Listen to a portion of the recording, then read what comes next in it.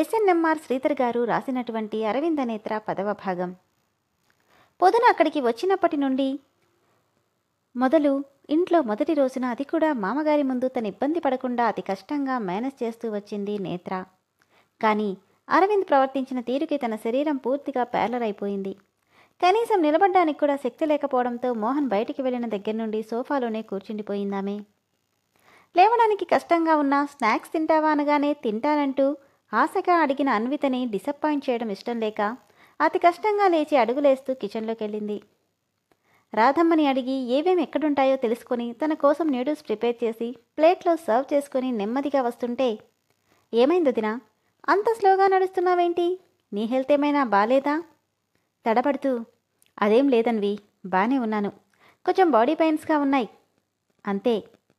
ఇదిగో నీకోసం నూడిల్స్ చేశాను, తిను అంటూ ప్లేట్ తన చేతికిచ్చి సోఫా పట్టుకొని అతి కష్టంగా కూర్చుంటుంటే తనని ఓ కంట కనపెడుతూనే ఉంది రాధమ్మ. ఒకసారి హాస్పిటల్కి వెళ్దామా వదినా?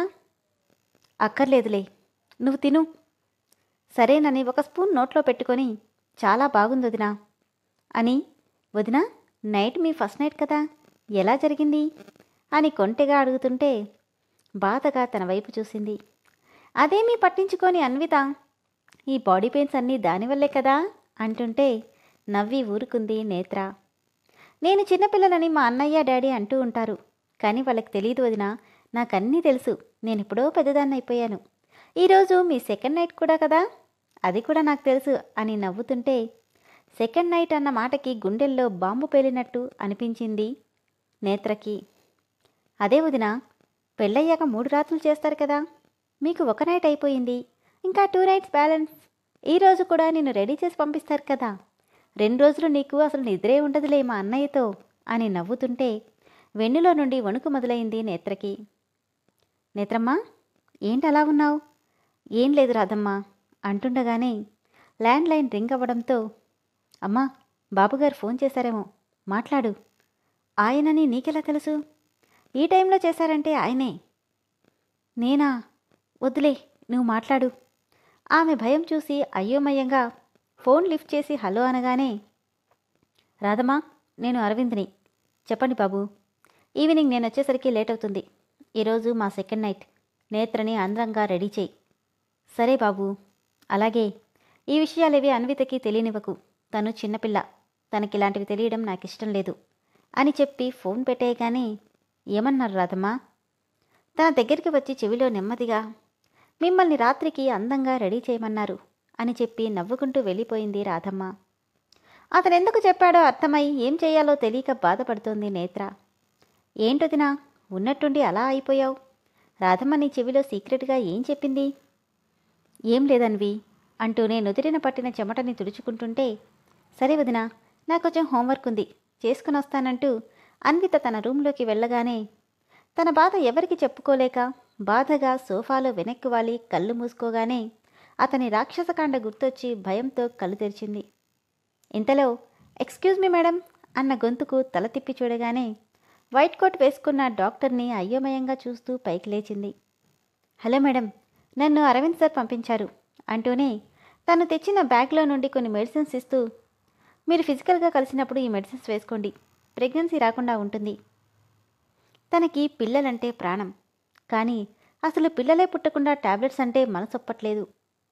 కానీ నాకు పిల్లలంటే ఇష్టముండదు అని కటవుగా చెప్పిన అరవింద్ మాటలు గుర్తు చేసుకుంటూ బాధపడుతుంటే, ఏంటి మేడం అలా ఉన్నారు? ఏం లేదు, ఇవి ఖచ్చితంగా వాడాలా? ఇంకో విధంగా ఏమైనా? అమ్మో, ఇంకేమైనా ఉందా? అరవింద్ సార్ అసలే ఆవలిస్తే పేగులు లెక్క పెట్టే రకం. ఆయనకు నచ్చిన పని చేస్తే వాళ్ళెవరైనా టాలరేట్ చేయరు. ఎందుకలా అడిగారు మేడం? ఏం లేదులే. ఓకే మేడం, సార్ వస్తే నేను వచ్చానని చెప్పండి అని చెప్పి వెళ్ళబోతూ, మేడం మీకేమైనా హెల్త్ బాలేదా? ఆహా, అలాంటిదేమీ లేదు. ఓకే మేడం, నేను ఇక వెళ్తాను, సార్ వస్తే నేను వెచ్చి వెళ్ళానని చెప్పండి. నేనెందుకు చెప్పడం, ఆయనే రమ్మన్నారు కదా, మీరే చెప్పండి. అమ్మో, ఆయనకి ఆఫీస్లో ఉన్నప్పుడు కాల్ చేస్తే ఇంకేమైనా ఉందా? మీరొక డాక్టర్ అయ్యుండి ఎందుకంత భయపడుతున్నారు? నేను ఆఫ్టర్ ఆల్ డాక్టర్ని, ఆయన వరల్డ్ ఫేమస్, ఆయన తలుచుకుంటే ఏమైనా చేయగలరు. వస్తాను మేడం అంటూ వెళ్ళిపోగానే చేతిలో ఉన్న మెడిసిన్స్ వైపు బాధగా చూస్తుంటే ల్యాండ్లైన్ మోగడంతో ఉలిక్కి పడింది నేత్ర. రాధమ్మ ఫోన్ లిఫ్ట్ చేసి, నేత్రమ్మ, అరవింద్ బాబు నిన్నే అడుగుతున్నాడు అనగానే, నన్నా? ఆహా, నేను మాట్లాడను అంటుంటే ఆ మాట వినిపిస్తున్న అరవింద్ కనుబొమ్మలు కోపంగా ముడిపడ్డాయి. చెయ్యడ్డం పెట్టి, ఒక్కసారి మాట్లాడమ్మా, లేదంటే కోపడతారు అనడంతో భయం భయంగా వచ్చి వణికే చేత్తో రిసీవర్ తీసుకుని హలో అనగానే, ఏంటి, తాళి కట్టిన వాడి మీద కనీసం గౌరవం కూడా లేదా నీకు? అదేం లేదండి అంటూ వణుకుతూ చెప్తుంటే, ఈరోజు నాకు కొంచెం అర్జెంట్ వర్క్ ఉంది, వచ్చేసరికి లేట్ అవుతుంది. చూడు, ఈరోజు రాత్రి మన సెకండ్ నైట్. అప్పలమ్మలా కాకుండా నిన్న రాత్రి ఎలా రెడీ చేశారో గుర్తుందిగా, అలా నాకు నచ్చేలా రెడీ అయి ఉండు. రాధమ్మకి తెలియకపోతే చెప్పు అంటుంటే గుండెలు జారిపోతున్నాయి నేత్రకి. అర్థమైందా?